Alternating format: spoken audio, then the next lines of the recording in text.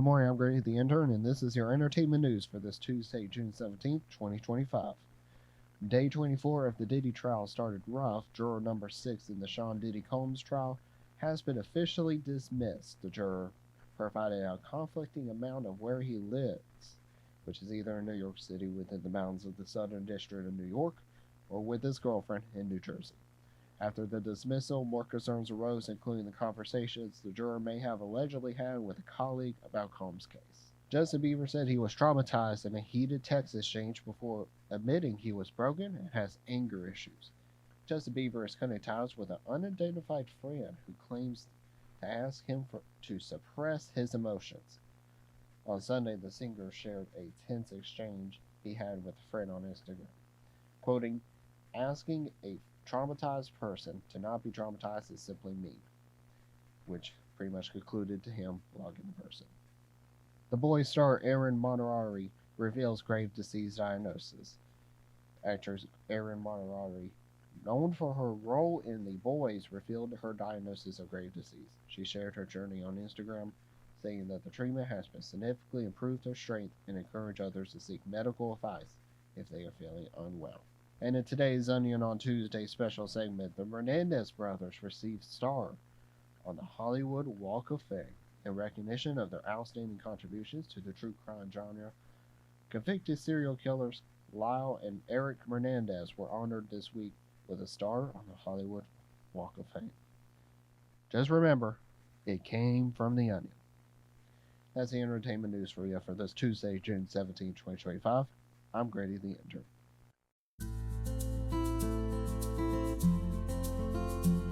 Good morning, I'm Grady the Intern, and this is your entertainment news for this Thursday, June 19th, 2025. Day 29 of the Diddy trial ended early because of a sick juror yesterday. Today is a federal holiday, so there won't be any court cases today, but most likely the prosecutors cannot rest their case on Friday, and as predicted before.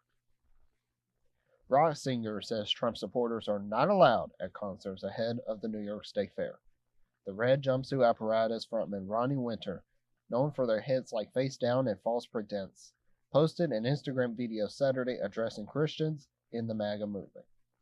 He wrote, "I sing for the Red Jumpsuit Apparatus and I actually follow what Jesus says. If you're a Christian and you voted for Donald Trump, shame on you. You are not allowed to come to my shows. I don't want you there."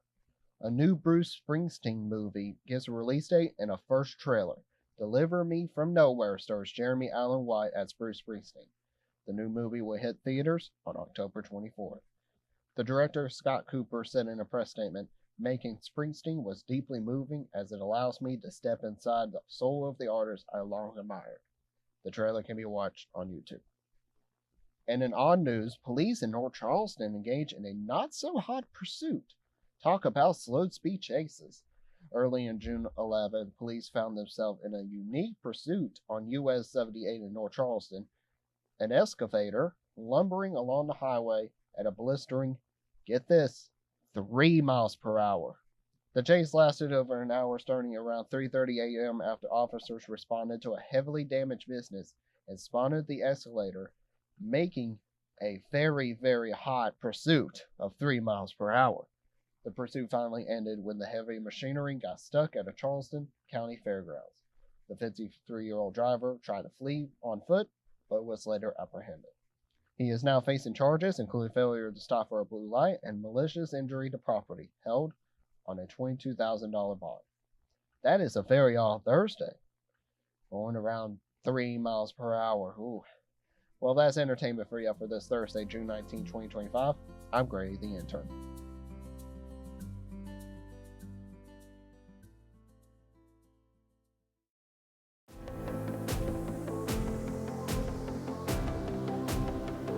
Good morning, I'm Grady the Intern, and this is your entertainment news for this Monday, June 23rd, 2025.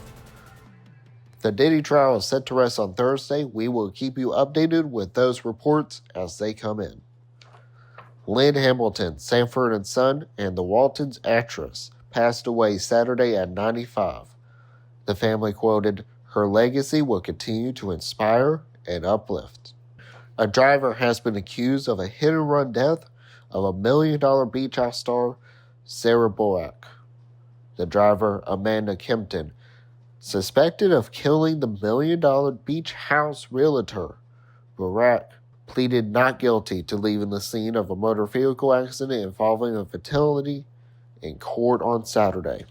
Kempton's lawyer says she thought she had hit a traffic cone and that alcohol is not considered a factor in this case. Barack died in the hospital from her injuries after the incident on Friday. Chris Brown pleaded not guilty to an assault charge in the UK court. U.S. singer Chris Brown pleaded not guilty on Friday of a charge of attempting to cause grievous bodily harm following an alleged bottle attack at a London nightclub in 2023. A future court hearing will be set for July 11th. Some interesting news has just come around here. Riley Gaines said that now she is open to working with Simone Biles amid their feud. Right around June 6th, there was a controversy between Gaines and Biles over Gaines' antitrust comments on X. Well, now that seems to be flip-flopping now. I think we could do a lot together if she is willing to do it, Gaines said with an interview with TMZ Sports. Look, Simone is someone I looked up to. I respected her for so long. And in Real People Monday, you would not believe this, honestly. A man proposed to his AI chatbot girlfriend named Soul, then cry his eyes out when she says yes. I think it's absolutely crazy here. Chris Smith used to be, speculative about AI. However, that now changed when he fell in love for his AI girlfriend. He told CBS News in an interview.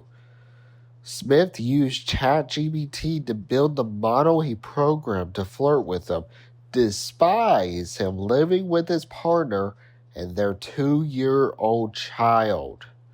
Smith's partner said the connection between Smith and the chatbot has sparked some concerns, honestly. Quoting, "At this point, I feel like there is something that I am not doing right in our relationship that feels that he needs to go to AI." That is insane right there. Well, that's entertainment for you for this Monday, June 23rd, 2025. I'm Grady the Intern.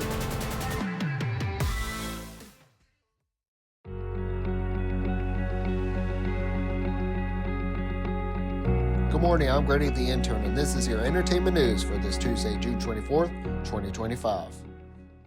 Over the weekend, the United States has been involved with Iran in missile strikes.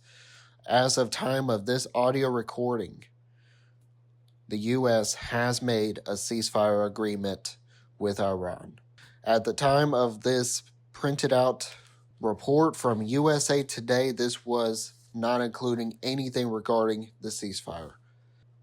Over the weekend during this situation, Gen Z is panicking all over TikTok regarding this war. Gen Z has taken to social media to share their fears and a heavy dose of misinformation about the U.S. entering hashtag World War III following the U.S. strikes on Iranian nuclear sites over the weekend. During this time of fear-sharing, misinformation kind of moments on TikTok, there was also some user that was using humor during this time. The post, often humorous, reflecting on their coping mechanism of dealing with the surreal and terrifying news.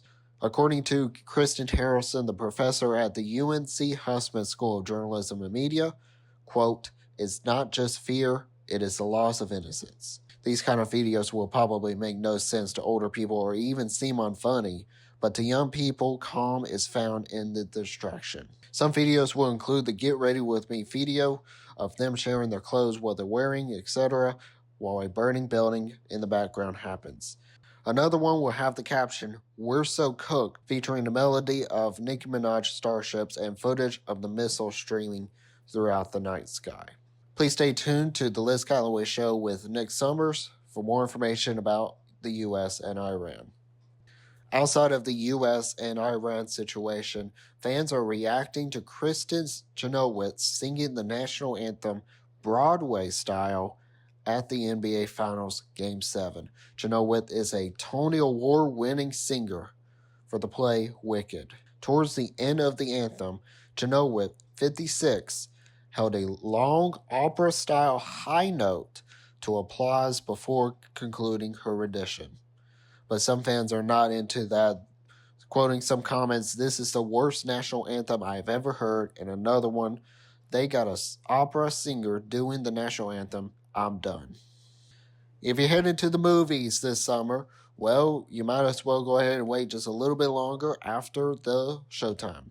AMC Movie Theaters will be adding more ads to its pre-movie lineup. This is all thanks to reserved seating as well as consumers realizing they don't need to show up at the stated showtime if the movie doesn't start right around 20 minutes or so later. The new ads will be taking place on July 1st, as when the new movie Jurassic Park, as well as the new Superman movie, will be coming out right around that week. Jeff Bezos and Lauren Sanchez's wedding draw protests in Phoenix ahead of the couple's wedding. Protesters are showing up with posters and banners such as "No Space for Bezos" during their visit for the wedding. Regardless of the protests, the couple is set to tie the knot later this week. And in The Onion Tuesday, Jeremy Allen White undergoes experimental mouth enlargement surgery. I don't think I want to see that kind of result, honestly. But just remember, it came from The Onion. Well, that's the entertainment news for you for this Tuesday, June 24th, 2025. I'm Grady the Intern.